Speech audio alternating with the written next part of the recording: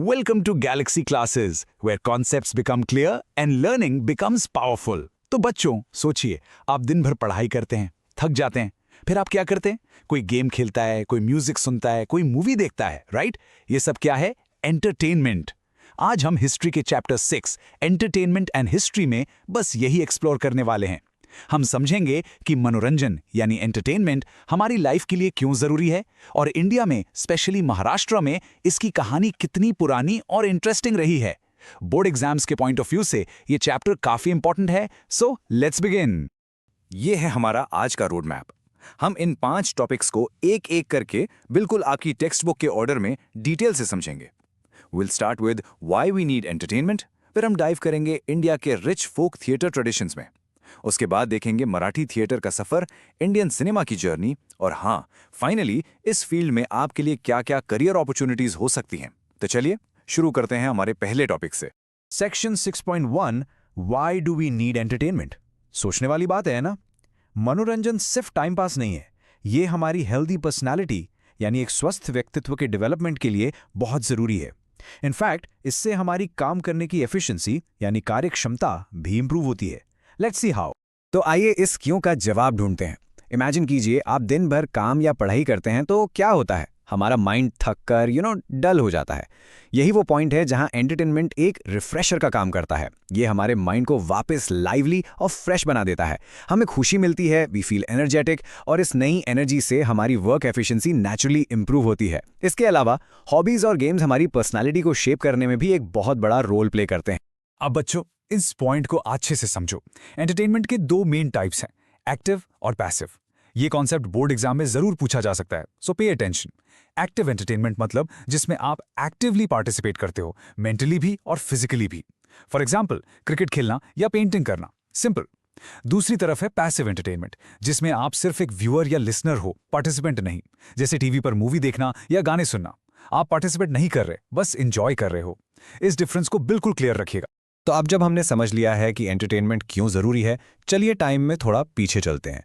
आजकल हमारे पास मूवीज हैं, इंटरनेट है, लेकिन पुराने जमाने में लोग कैसे एंटरटेन होते थे, यही हम एक्सप्लोर करेंगे हमारे नेक्स्ट सेक्शन में 6.2 फोक थिएटर ट्रेडिशंस।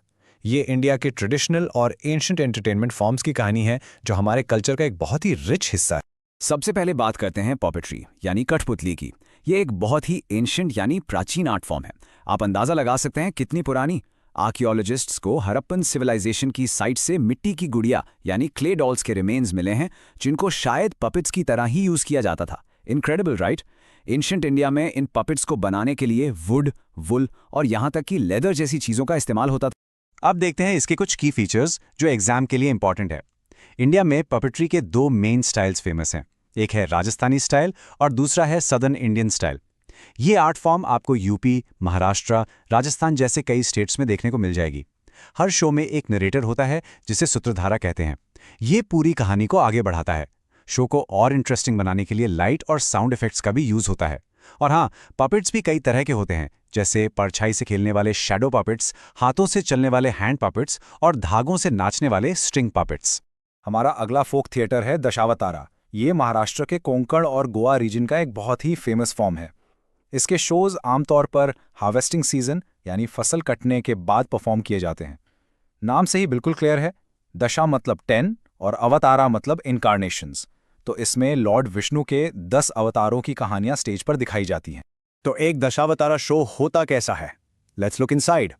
शो की शुरुआत हमेशा सूत्रधारा द्वारा लॉर्ड गणेशा की प्रार्थना यानी इन्वोकेशन से होती है। जो कैरेक्टर्स देवताओं को रिप्रेजेंट करते हैं वो लकड़ी के सुंदर मास्क्स यानी मुखौटे पहनते हैं। और शो का एंड दही हांडी तोड़ने और फिर आरती से होता है।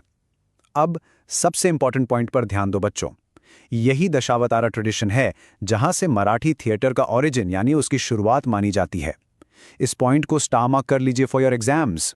अब आते हैं भजन पर। भजन तो हम सब ने सुने हैं। सिंपल वर्ड्स में ये गॉड की प्रेज में, उनकी प्रशंसा में गाए जाने वाले डिवोशनल सॉन्ग्स हैं। इन्हें गाते वक्त ताल यानी सिंबल्स और मृदंगम जैसे इंस्ट्रूमेंट्स का यूज होता है, जो एक डिवोशनल एटमॉस्फेयर क्रिएट करते हैं। हम सब तुलसीदास, सूरदास और मीराबाई जैसे महान सेंट्स के लिखे हुए भजनों से फेमिलियर हैं।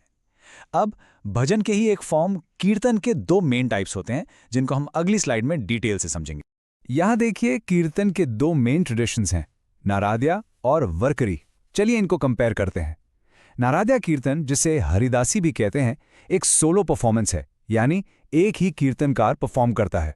इसके दो पार्ट्स हैं, पूर्वरंग जिसमें थीम को समझाया जाता है और उत्तरंग जिसमें उस थीम पर एक स्टोरी सुनाई जाती है। वहीं दूसरी तरफ वरकरी कीर्तन में कलेक्टिव पार्टिसिपेशन यानी सबका मिलकर भाग लेना जरूरी है। और हाँ, एक जीके का फैक्ट हमेशा याद रखिए, सेंट नामदेव को महाराष्ट्र का पहला कीर्तनकार माना जाता है। चलिए महाराष्ट्र के कुछ और इंपॉर्टेंट फोक फॉर्म्स को जल्दी से समझते हैं।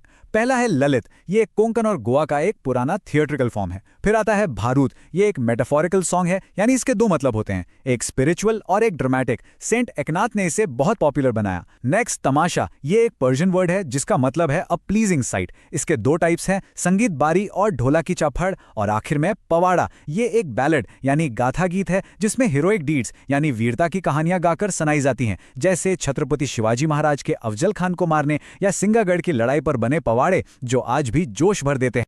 तो अभी तक हमने दशावतारा, ललित और पोवाड़ा जैसे फोक फॉर्म्स देखे। अब हमारा अगला सेक्शन इन्हीं से जुड़ा हुआ है, section 6.3 the rise of Marathi theatre. यहां हम देखेंगे कि कैसे इन्हीं फोक परफॉर्मेंसेस से आगे चलकर एक ऑर्गेनाइज्ड मॉडर्न थिएटर डेवलप हुआ। एक ऐसा थिएटर जिसमें proper script, director, artist, stage और लाइटिंग सब कुछ होता है। ये टाइमलाइन मराठी थिएटर की पूरी जर्नी को बहुत खूबसूरती से दिखाती है। चलिए इस सफ़र को स्टेप बाय स्टेप देखते हैं। शुरुआत होती है 19th सेंचुरी में विष्णुदास भावे से। इन्हें फादर ऑफ मराठी थिएटर कहा जाता है। इन्होंने पहला प्ले सीता स्वयंवर स्टेज किया। फिर एक बड़ा टर्निंग पॉइंट आया 1861 में, जब विजय कीर्ताने में थौराले माधवराव पेशवे के लिए पहली बार एक पूरी स्क्रिप्ट लिखी।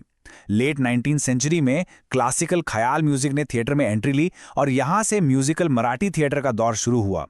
और अर्ली 20th सेंचुरी तक आते आते संगीत शाकुंतल जैसे म्यूजिकल प्लेज और शारदा जैसे सोशल मैसेज वाले प्लेज बहुत पॉपुलर हो। बच्चों, ये डू यू नो बॉक्स बहुत ज्यादा इंपॉर्टेंट है। देखिए उस वक्त फ्रीडम फाइटर्स कितने स्मार्ट थे। कृष्णाजी प्रभाकर खादिलकर ने एक प्ले लिखा कीचकवध। दिखने में ये महाभारत की स्टोरी थी, लेकिन असल में ये ब्रिटिश गवर्नमेंट पर एक डायरेक्ट अटैक था। ये एक मेटाफोरिकल ड्रामा था। इसमें द्रौपदी को हेल्पलेस मदर इंडिया के रूप में दिखाया गया। और बुरा कीचका कौन था? घमंडी वाइसरॉय लॉर्ड कर्जन। ऑडियंस इस इशारे को खूब समझती थी और इससे उनके अंदर ब्रिटिश रूल के खिलाफ गुस्सा और बढ़ता था। What a clever way to protest. Theatre के बाद टेक्नोलॉजी ने एंटरटेनमेंट को एक बिल्कुल नया रूप दिया और यहां से शुरू होती है इंडियन सिनेमा की कहानी, हमारा सेक्शन 6.4। सिनेमा एक ऐसा मैजिकल मीडियम है जो आर्ट और टेक्नोलॉजी को एक साथ लाता है। और हमारे लिए गर्व की बात यह है कि महाराष्ट्र को the land that nurtured the Indian film industry कहा जाता है, यानी वो जमीन जिसने इंडियन फिल्म इंडस्ट्री को पाला पोसा और बड़ा किया। यहां हम मिलते हैं इंडियन सिनेमा के दो पायोनियर से। राइट में है दादा साहेब तोराने, इनकी मूवी पुंडलीक 1912 में रिलीज हुई। और लेफ्ट में है दादा साहेब फाल्के, इनकी मूवी राजा हरिश्चंद्रा 1913 में रिलीज हुई। अब आप सोचेंगे कि पुंडलीक पहले आई तो फाल्के जी को फादर ऑफ इंडियन सिनेमा क्यों कहते हैं? इसका रीजन है कि राजा हरिश्चंद्रा वो पहली फुल लेंथ मूवी थी जो पूरी तरह से इंडिया में ही प्रोसेस की गई थी। इसी ग्राउंड ब्रेकिंग काम के लिए दादा साहेब फाल्के को ये टाइटल दिया जाता है। सिनेमा के इस ग्रोथ में इन लोगों का बहुत बड़ा कंट्रीब्यूशन था। बाबूराव पेंटर ने पहली हिस्टोरिकल मूवी बनाकर एक नया ट्रेंड शुरू किया जिसका नाम था सिमगढ़।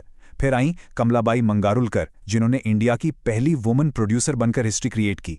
एक बहुत ही फेमस स्टूडियो था प्रभात कंपनी, जिसकी मूवी संत तुकाराम ने तो पेरिस फिल्म फेस्टिवल में रिकॉग्निशन हासिल की। सो यू सी, धीरे धीरे हिस्टोरिकल और सोशल थीम्स पर, जैसे महात्मा फुले की लाइफ या फ्रीडम स्ट्रगल पर फिल्में बनने लगी।